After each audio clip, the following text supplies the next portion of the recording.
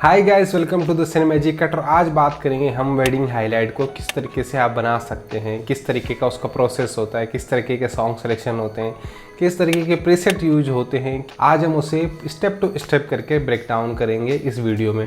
तो वीडियो बहुत लंबा होने वाला है, इसलिए हमने इसको किया है 3 भागों में डिवाइड। तो ये है पहला पार्ट, आप इसे ध्यान से देखिए क्योंकि यही आपका बेसिक है, यही आपकी नींव रखेगा एक अच्छे हाईलाइट बनने की। एक वेडिंग हाईलाइट बनाने के लिए सबसे जरूरी चीज़ क्या हो सकती है कि अच्छा गाना, अच्छे शॉट्स, कैमरा सिलेक्शन। इन सब के बीच जो सबसे ज़रूरी बात होती है वो होती है एक स्टोरी लाइन बनाना, एक स्टोरी के साथ उसे आगे बढ़ाना हाईलाइट को, ताकि वो ज़्यादा कनेक्टिंग दिखे और ज़्यादा इमोशनली अच्छी दिखे और लोग उसके साथ इंगेज हों, लोग उसके साथ कनेक्ट कर पाएँ और एक इमोशनल बॉन्ड बने उस हाईलाइट के साथ। तो चलिए शुरू करते हैं इस पहले सेशन को, जो कि है बेसिक्स ऑफ हाईलाइट। इसमें क्या क्या बेसिक्स होते हैं हम सारा कवर करेंगे, 3 भागों में टोटल सेशन रहेगा।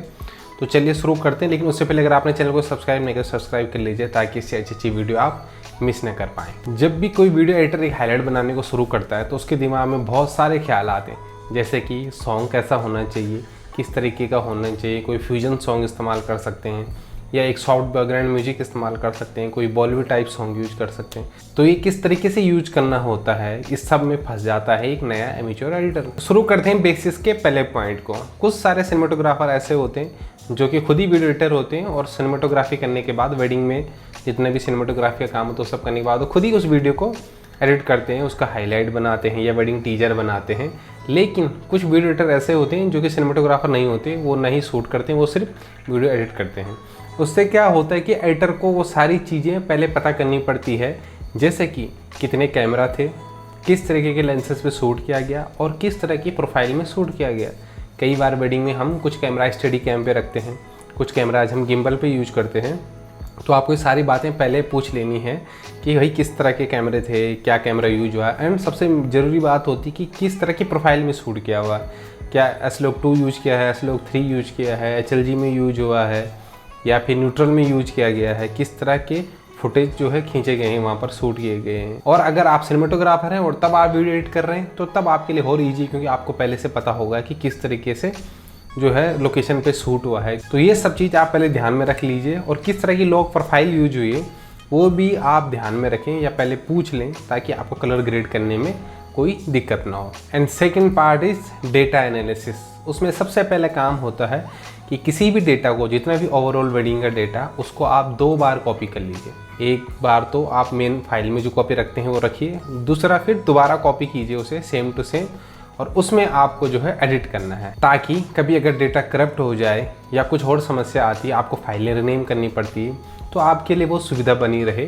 ताकि आप यहाँ से डिलीट कर सकें। और अगर गलती से कुछ हो सकता है, कुछ ज़रूरी फाइल डिलीट हो गई तो आप उसे दूसरी जगह से कॉपी कर सके अपने फोल्डर में। नहीं तो कई बार लोग क्या करते हैं कि उसी ही फाइल में ही प्रोजेक्ट बनाना शुरू कर देते हैं, जिससे कि करप्ट होने के चांसेस भी रहते हैं। कई सारी चीज़ें हो सकती है, ताकि आपका टाइम व्यर्थ ना हो, टाइम वेस्ट ना जाए और आपका काम जो है लेट ना हो। इसलिए ज़रूरी है कि आप 2 बार उसे कॉपी कर लीजिए। एंड दूसरा पार्ट होता है कि आपको सारा डेटा एक बार चेक करना है, ऑल डेटा। जैसे कि आप मेहंदी चेक कर लीजिए, फिर उसके बाद हल्दी चेक कर लीजिए, फिर उसके बाद वेडिंग डे पूरा चेक कर लीजिए। ये इसलिए कि ताकि आप बाद में शॉर्ट सिलेक्शन के टाइम आपको ये ध्यान रहे कि मुझे कहाँ पर से क्या उठाना है, कहाँ पर से क्या नहीं उठाना, कौन सी चीज़ नहीं चाहिए वो आप डिलीट भी कर सकते हैं। अगर आपको शुरू में लगता है कुछ पार्ट जो कि आप रखते ही नहीं, जो आप रखना ही नहीं चाहते, उससे आप डिलीट कर सकते हैं, उसे प्रीमियर में इंपोर्ट करने की ज़रूरत नहीं है।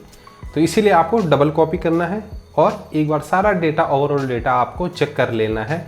जैसे हल्दी के मेन फाइलिंग चेक कर ली, और खासकर जो सिनेमा में जो कैमरा जितना भी चलता है उसको तो एक बार पूरा चेक कर लीजिए। हो सके तो सिनेमैटिक का जितना भी कैमरा का जितना भी डेटा होता है उसको पूरा इंपोर्ट कर लीजिए। एंड थर्ड आता है आपका, जब आप पूरा डेटा चेक कर लीजिए तब आपकी बारी आती है कि सॉन्ग सिलेक्शन की। क्योंकि कई बार आप जब वेडिंग में देखते हैं तो उसमें बहुत सारा इमोशनल पार्ट होता है, बहुत सारा डांस मूवमेंट होते हैं, बहुत सारी वेडिंग में बहुत ज़्यादा फन होता है। तो आप शुरू में उस तरीके का म्यूजिक यूज कर सकते हैं, जो फन फ्रेंडली म्यूजिक होते हैं उस तरीके का म्यूजिक यूज कर सकते हैं। उसके बाद सेकंड पार्ट में आप थोड़ा सा उसको स्लो रख सकते हैं, थोड़ा इमोशनल टच दे सकते हैं। अगर आपको लगता है कि पूरी वेडिंग में थोड़ा फन पार्ट कम है तो आप उसको एक सेमी अर्बन टाइप का सॉन्ग यूज कर सकते हैं, जिससे कि आपका काम थोड़ा और ईजी हो जाए। सॉन्ग सिलेक्शन में सबसे ज़रूरी बात है कि सॉन्ग कहाँ से लें। या तो आप एपिडेमिक साउंड से ले सकते हैं, जहाँ पर आपको फ्री नो कॉपीराइट सॉन्ग्स मिल जाते हैं। लेकिन अगर आप नो कॉपीराइट सॉन्ग यूज करना नहीं चाहते और टी सीरीज या किसी भी तरीके के आर्टिस्टों के सॉन्ग यूज करना चाहते हैं, फिर आपके लिए उसमें बहुत सारे ऑप्शंस होते हैं जो कि मैं यूज करता हूँ, वो मैं आपको बता देता हूँ। पहले नंबर पे है लो स्टोरेज म्यूजिक। लो स्टोरेज म्यूजिक में बहुत सारा म्यूजिक है जो कि आप यूज कर सकते हैं। उसके बाद आता है जय धीर करके एक आर्टिस्ट हैं जिनके की बहुत ही ज़बरदस्त सॉन्ग सिलेक्शन है।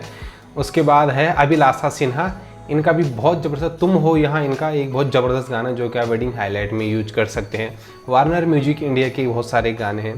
सफ़रनामा फिल्म्स है, निकिता आहूजा हैं, इनके आप गाने बहुत ज़्यादा यूज होते हैं आजकल वेडिंग हाईलाइटों में। उसके बाद आते हैं आदित्य रिखारी, उनके भी बहुत अच्छा सॉन्ग कलेक्शन है। और अगर आप प्री वेडिंग बना रहे हैं तो फिर आपको ट्विन स्ट्रिंग के सॉन्ग्स आपको ज़रूर चेकआउट करने चाहिए कि बहुत ज़बरदस्त सॉन्ग्स हैं।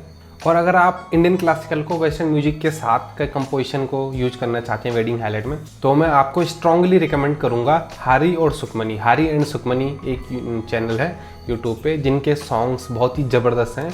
मतलब कि क्लासिकल पंजाबी सॉन्ग्स को एक नए अर्बन म्यूजिक में कन्वर्ट करके वो लोग बनाते हैं, तो वो आप यूज कर सकते हैं कि वेडिंग हाईलाइट में। जैसे मैंने आपको पहले बताया था कि हमेशा डेटा को 2 जगह कॉपी करना है या 2 बार कॉपी करके रखना है। उसके बाद डेटा कॉपी करने के लिए आप डेटा को नाम से ही सेव करेंगे, न्यू फोल्डर 1 2 3 करके नहीं। जैसे कि क्लाइंट का नाम डाल दें, क्लाइंट का जो भी नाम है डाला, फिर डे 1 डे 2 एंड डे 3 करके फोल्डर बना दिए। फिर इसके बाद आपको क्या करना है कि डे 1 के अंदर फिर फोल्डर बनाना है कि सिनेमैटिक का कौन सा फोल्डर है, देन स्टेडी कैम में कौन सा था, एंड ड्रोन कौन सा था, वो आपको पूरा नॉमेनक्लेचर रखना है उसका। ऐसे आप जो है डे 2 के साथ करेंगे एंड सेम ऐसा ही डे 3 के साथ। उसके बाद आप प्रीमियर ओपन कीजिए। प्रीमियर ओपन करने के बाद फिर इसमें आपको दोबारा से नाम डालना है, जो भी क्लाइंट का नाम है। यहाँ पर भी आपको न्यू करके नहीं डालना है, क्लाइंट का नाम पूरा डालेंगे। जब प्रीमियर खुल जाएगा इसके बाद आपको यहाँ पर फिर से आपको पूरा प्रोजेक्ट बनाना है। आपको एक फ़ोल्डर लेना है जिसमें कि आपको लिखना है मेन सीक्वेंस। मेन सीक्वेंस के बाद फिर इसके अंदर आपको हर तरीके का फ़ोल्डर बनाना है, जो चीज़ें आपको इसमें यूज करनी है प्रीमियर के अंदर अपने प्रोजेक्ट में। जैसे कि फुटेज यूज करना है, आपको सॉन्ग्स यूज करना है, देन आपको प्रीसेट्स यूज करने हैं, वो सारे फोल्डर आपको बना के रखने हैं। ये सारी डिटेल मैंने प्रीमियर प्रो वाले चैप्टर में बता रखी है आपको। प्रीमियर प्रो बेसिक्स के अंदर ये सारा आता है, वो मैंने आपको पहले से बता रखा है। जब ये सब हो जाए तो आप अपना फुटेज इंपोर्ट कर सकते हैं। कंट्रोल आई प्रेस कीजिए फुटेज के अंदर, और आप जैसे आप देखेंगे मैंने डे 1 और मेहंदी हल्दी हिसाब से जो फोल्डर बना रखे हैं। तो आप या तो क्लिप टू क्लिप कर लीजिए, जितनी क्लिपें आपको चाहिए सिर्फ वही इंपोर्ट करेंगे, या तो पूरा फोल्डर इंपोर्ट कर लीजिए।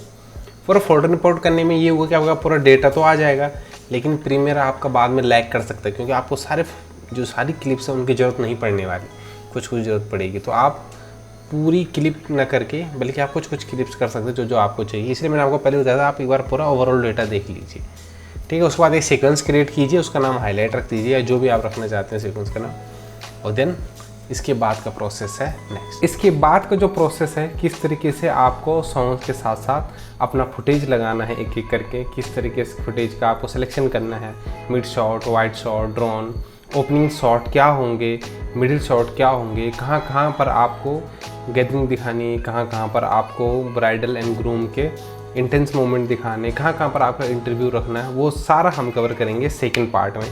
तब तक आप इस चैप्टर को आप ध्यान से समझिए और जानिए कि आपके लिए बेसिक कितना ज़रूरी है समझना, कि वेडिंग हाईलाइट बनाने के लिए आपको बेसिक ही सबसे ज़रूरी है। आप बेसिक को एक बार क्लियर कर लीजिए, फिर बाकी काम आपकी प्रैक्टिस के ऊपर डिपेंड करता है। सेकंड पार्ट हम जल्दी लाएंगे कुछ ही दिनों में, यानी कि 2-4 दिन के अंदर ही। तब तक आप चैनल को सब्सक्राइब कीजिए और तब तक इस वीडियो को आप ध्यान से देख लीजिए। हम मिलेंगे आपको नेक्स्ट वीक। Thank you.